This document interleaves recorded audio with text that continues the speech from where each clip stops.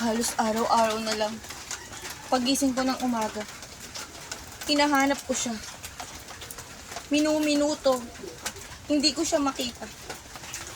Ang dami ko ng problema. Hindi ko na kinakaya. Parang ito na lang yung nakikita kong solusyon. Wala nang makakapigil sa akin. Kailangan ko nang magbago. Hi guys!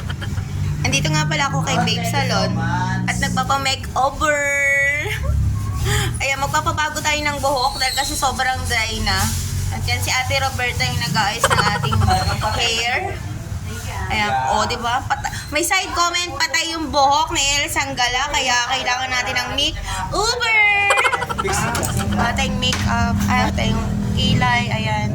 Natural look. So, tingnan na lang natin kung anong color. Sa mga gusto pong magpagupit, nandito po ang kanilang location sa Sample Market. Malapit sa Jollibee. Ayan, Babe Salon.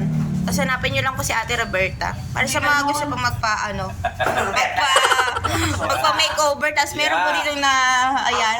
Si Albina. Ayan, hanapin nyo po si Ate Albina. Para sa mga gusto magpa-makeover ng kanilang hair. Ayan, treatment, rebond, hair color. Botox. Yan, Yes. Botox. Actually, isang buwan na akong di nagsusuklay. Hirap na hirap siya sa buhok. Oh, yan ang lumalaban ng hair niya, madam. Sobrang lagkit, oh. O, diba? Parang ligo yan. Muulak Gosh. kasi.